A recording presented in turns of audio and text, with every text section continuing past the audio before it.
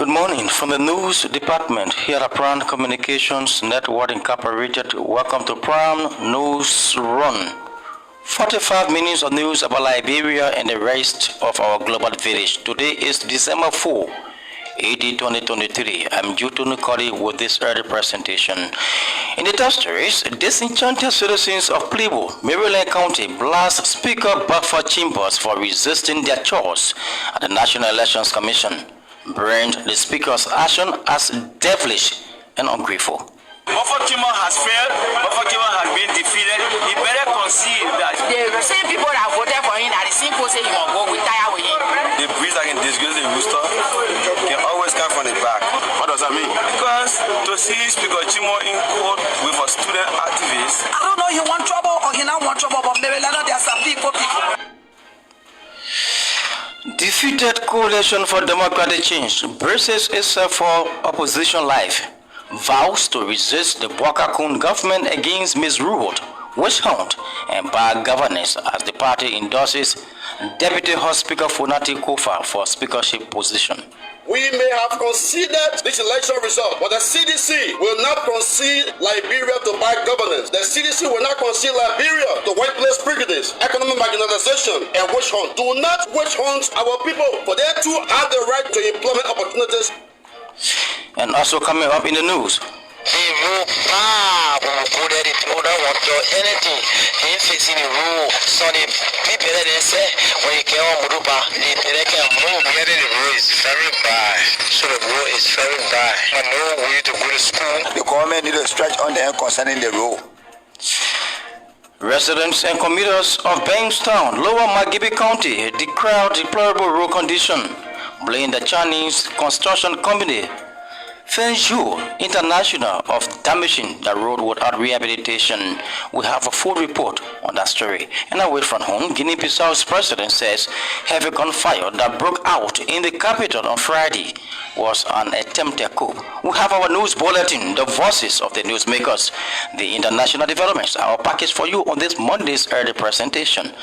Again, my name is Juto Nukari and my co this morning is Bagde Kali. Good morning, Bagde. Good morning, Tutono, and good morning, Liberia. Aggrieved Plebo citizens have described outgoing Speaker Buffer Chambers as evil and ungrateful, who is using cash to divide the district. The disenchanted citizens speaking to Prime News at the headquarters of the National Elections Commission during the hearing of the Buffer Chambers vs. Anthony William case at the weekend said it is regrettable that Speaker Chambers, who has been elected for 3 legislative terms, is now paying them of evil for good for exercising their democratic rights in favor of Representative-elect Anthony Williams. At the same time, the head of the traditional women in Plebo, Christina Walker, told Prime News that the action by Speaker Chambers to challenge the democratic will of the people of Plebo, Sodican District at the National Elections Commission is disgraceful and embarrassing. She called on Speaker Chambers to accept the result of the October 10 legislative elections as announced by the National Elections Commission in the interest of the country. According to her, the results announced by the NEC declare Anthony Williams as winner and cannot be changed. As such, Speaker Chambers must emulate the example of President Weah and accept the results to allow the will of the people to prevail. Meanwhile, an officer of the Liberia National Police, Clinton Morris, who was subpoenaed by the hearing officer on the request of Speaker Buffer Chambers, has testified that he has no knowledge on whether ballot boxes were seized by traditional country devil as claimed by the complainant. Officer Clinton Morris, appearing before the hearing, NEC hearing officer said all ballot boxes at the Old Sodican voting precinct, which comprises of 2 polling places, were all sealed up upon police arrival and were escorted to the NEC Magisterial Office warehouse in the county. Though Officer Clinton admitted responding to violence incidences at the Old Sodican precinct twice on October 10, board maintained that he was informed upon arrival by the NEC workers that polls have since closed and all ballot boxes were sealed and safe. Officer Clinton also testified that there was no voting on October 11 as claimed by the complainant, but told the NEC investigators that the ballot boxes from the two polling places were escorted by him and his officers for safekeeping at the NEC warehouse in the area. According to him, as law enforcement officers and the officer in charge of Maryland County during the October elections, his first responsibility was to restore calm at the voting precinct and ensure that NEC workers and the elections materials were safe, something he and his men executed to the core. The next hearing is scheduled for today, Monday, December 4, 2023 at 10 a.m. at the National Elections Commission in Cinco.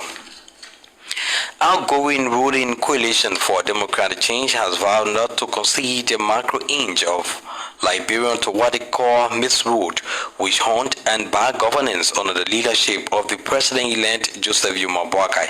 The CDC, through its national chairman, Moba Molu, said the party will fight with its sweat and blood to protect the interests of the Liberian people. According to him, the CDC will not bow down to the Unity Party to compromise the country's interests. Chairman Molu cautioned the Boakai Kunwa administration to desist from any attempt to witch hunt the seditions in the incoming government. Chairman Molu made a statement at the weekend at the CDC national headquarters in Congo Town. Meanwhile, the Coalition for Democratic Change has officially endorsed Greenville County Electoral District No. 2 Representative Fonati Kofa to contest for the speakership position of the incoming 55th legislature.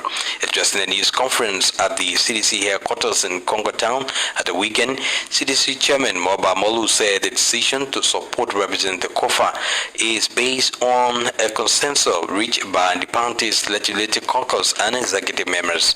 According to Chairman Molu, supporting Representative Kofa for the Speaker post at the House of Representatives will create a space for balance of power in the country.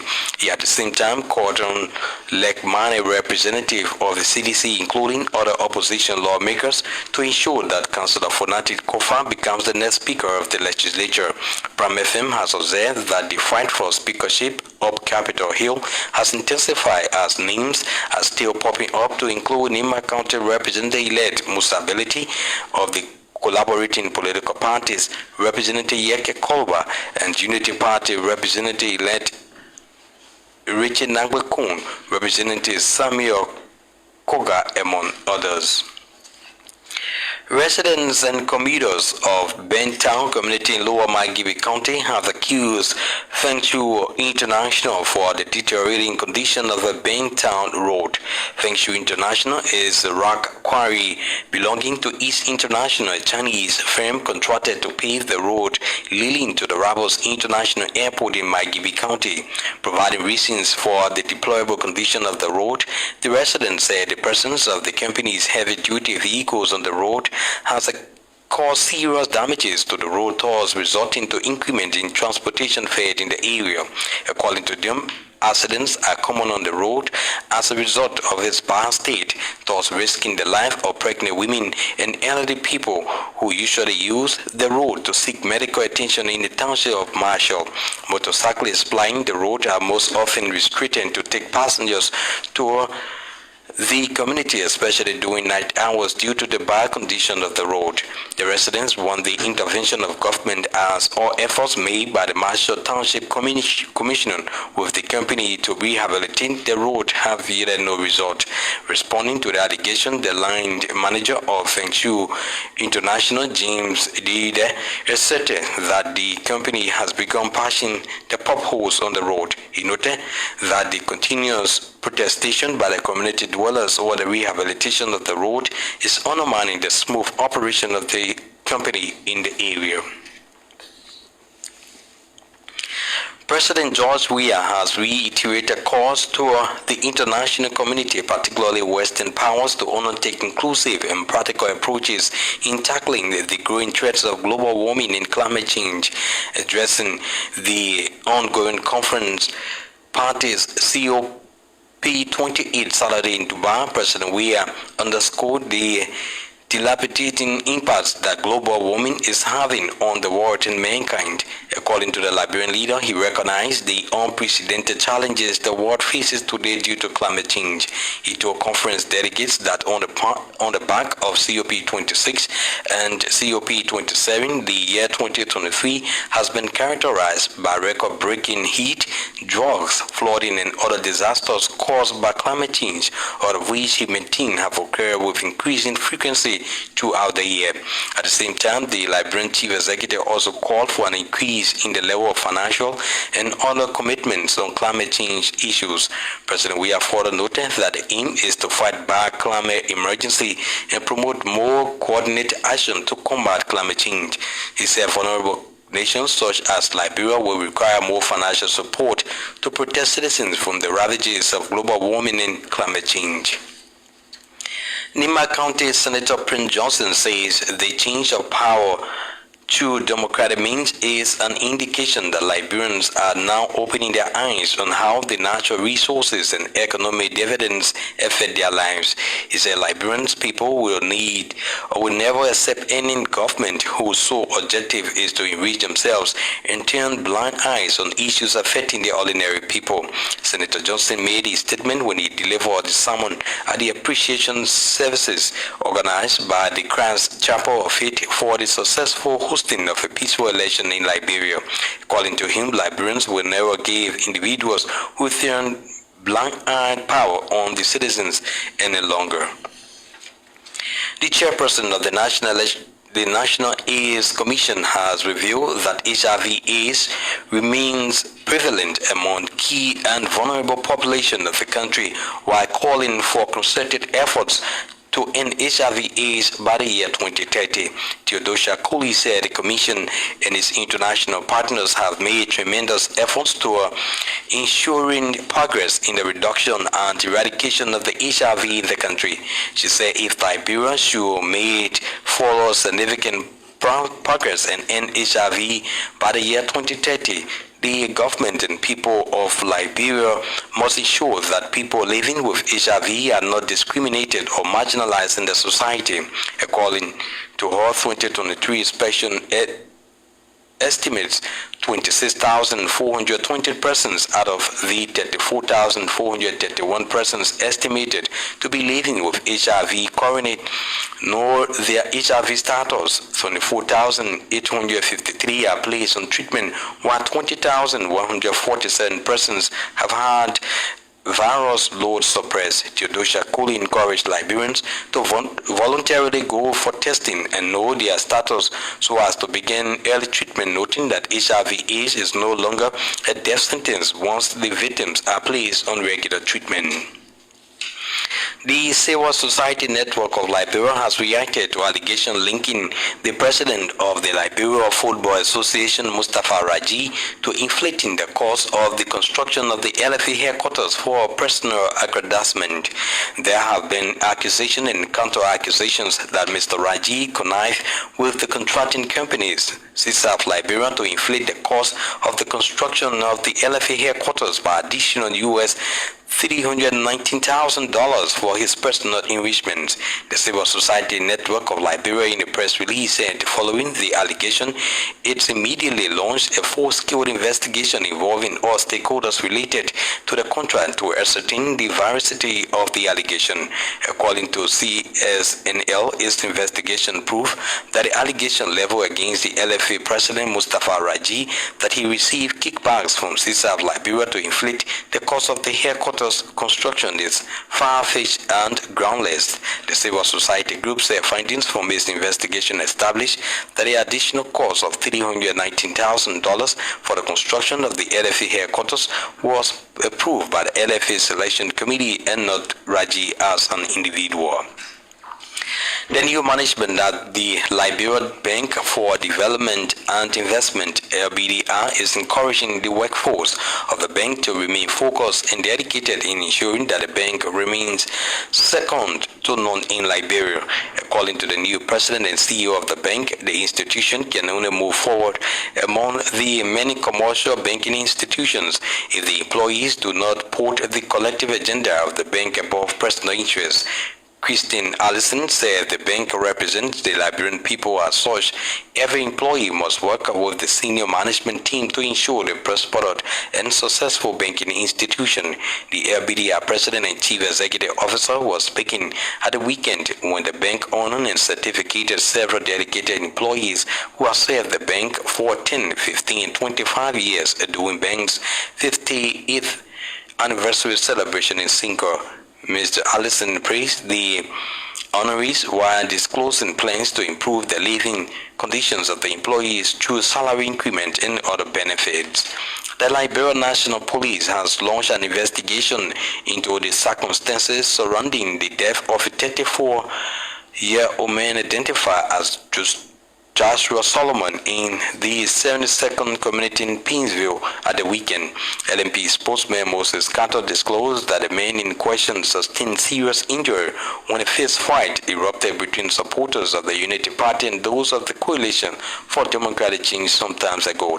Just in a press conference in Monrovia, Carter explained that Mr. Solomon died as a result of internal bleeding for the beating he sustained during the fist fight. According to him, the police authorities had in possession of the video recordings of the riot that erupted between supporters of the CDC and Unity Party on that day. The government of Liberia, through the National Fisheries and Aquaculture Authority, NAFA, and the government of Morocco have begun preparations ahead of the conduct of the second fisheries stock assessment on Liberian waters. The preparatory works began on December 1, 2023, following the arrival of the high-power technical fisheries delegation from the Kingdom of Morocco, with the second independent stock assessment expected to take place in May-January 2024 with technical assistance from the Moroccan government.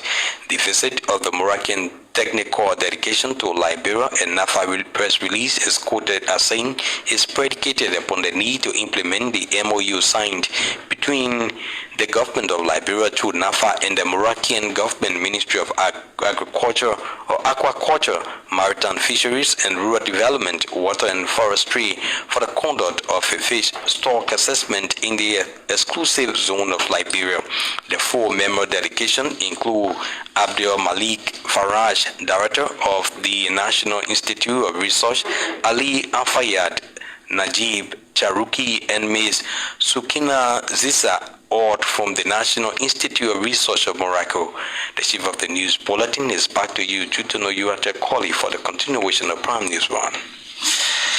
Bagde Kali, let me say many thanks to you for the splendid reading of the news bulletin. This is the production of the news department here at Brand Communications Network Incorporated. Straight into our developments, aggrieved Plebo citizens have declared or described outgoing Speaker Buffer Chambers as evil and ungrateful, who is using cash to divide the people of Maryland County.